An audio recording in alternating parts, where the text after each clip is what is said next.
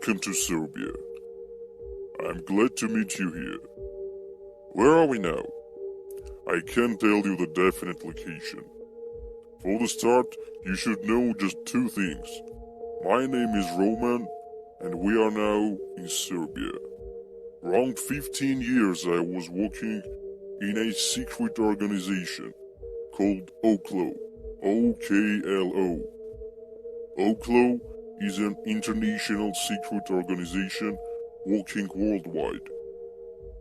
It is a close organization, a very close. You probably know CIA in America or KGB in Russia. So imagine a force that is allowed to the worldwide database, an international monitoring group which has a total control of everything and everyone. As I said, I was working there for 15 years. And now question, how could I break the system and went out from it? How am I alive? The answer is simple. As you know, everything has exceptions.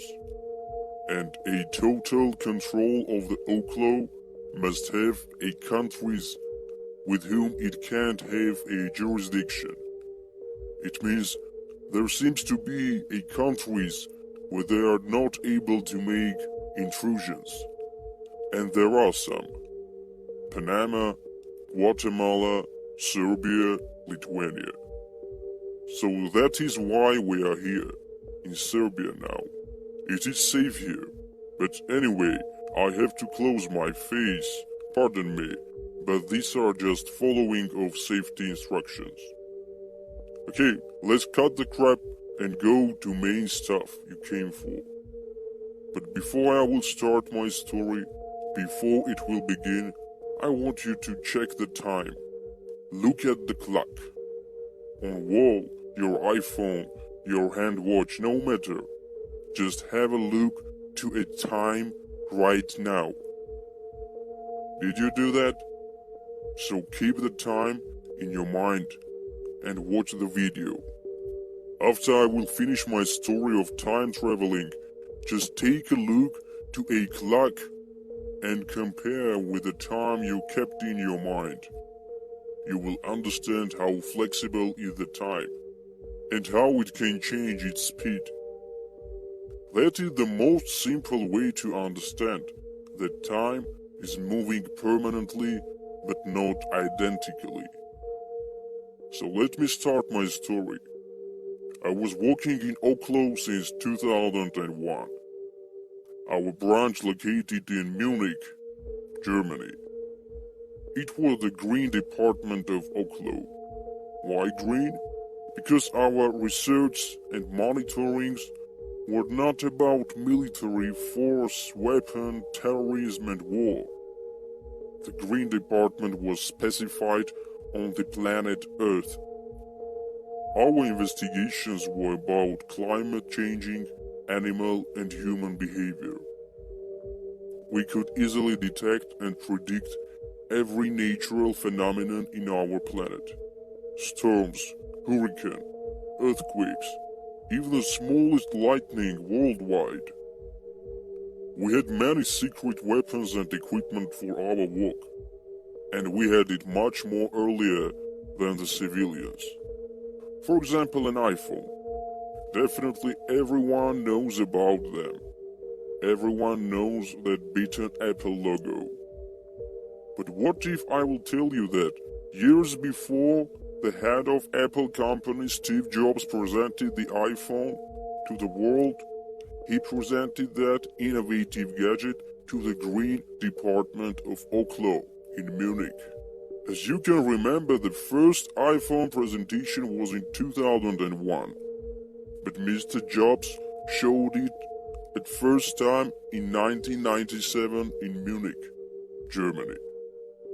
I want you to understand that we used to know about any innovational product years before you will hear about it. And to shock you more, I will tell you that the first iPhone presented to us in 1997 had a face identity option. which we will use in our security system.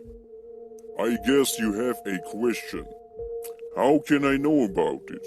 If I told you that I was there since 2001, but the first present of an iPhone was in 1997. If you have such kind of question, then you are not the smartest man in the world, because I just watched it in our archive. The spider. To be correct, Spider Elysium 2.04.B0511. That is the name of our pure treasure. Yes, it was a time machine. The spider was enormously huge. Imagine a football field. Such kind of space was given to that monster. The name spider was given to that machine because of its anatomy. In the center was located the main machine, the head and heart of the giant. At the edge of the space, a column was stood connecting with 45K cables with the main machine. We were using it for a time travels, but only for travels to the future. Of course, the machine could take us also to the past, but there was a declaration signed by 8 most influential countries, such as United States of America, Russia, China, Germany, and etc. It was not allowed to make time travels to the past, because a traveler could change the way of history of nowadays. Imagine that someone goes to the past and kills Adolf Hitler at the age of 12. What then? There is no Second World War, there is no agony, no Holocaust, and another world system. You can understand that the system which rules now has come from the rivers of blood and corpse. Nobody wants to lose his power of influence. So that was the main reason they signed the declaration in 12th of November in 1988. Okay, let me tell a bit about future. I know that you are interested in it. The most shocking journey I have ever had was when I traveled to the year 2300. Before our journey would begin, they gave new technology gadgets to the staff. The most beloved gadget of mine were eye cameras. They were lenses that we could wear on our eyes. Entirely transparent, they easily matched my eyes and were able to shoot for 8 days without a stop. So let's back to my legendary journey. The group consisted from 8 people. Beside me, 4 men and 3 women. Appeared in 2300, we were seen to see a robotic future. The generation of high technology, artificially developed intelligence, flying car. But, shock. We saw the world deep gone into green. Houses, streets, cars were entirely covered by grass. Suddenly we heard a roar, a very loud voice. When we turned back, we saw a mystical giant. That was a dinosaur. More than 100 meters. I could feel with my stomach every step of that monster. So we started to run and hide between the trees. But there were a lot of the dinosaurs. Not as big as we've seen the first, but too many and too close to us. We were already thinking about our death and that no one of us will have a grave. Suddenly we hear a voice of a man. He was calling us and took to their shelter. And that is the problem.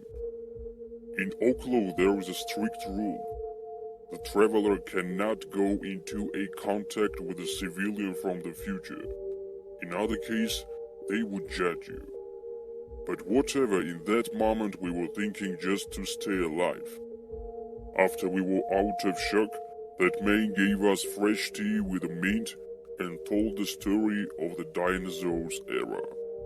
In 2145 year, humanity started active programs by cloning of dinosaurs. Just after 5 years, in 2115 year, they opened the Dinosaurs. They called it so. Almost in every country there were dinosaurs, except Australia. They didn't agree with terms. So what happened then? Just after 6 months, everything crashed. When winter came, it caused discomfort for dinosaurs. They ran out from dinosaurs all over the world. And in 2151 year, the world went deep into the dinosaurs' second era. After we came back to Oklo, in the same night all of us just ran out from that company. We spread us around the world. I even don't know where are they now. I just know that I am in Serbia, and they cannot find and judge me here. Take care. Goodbye.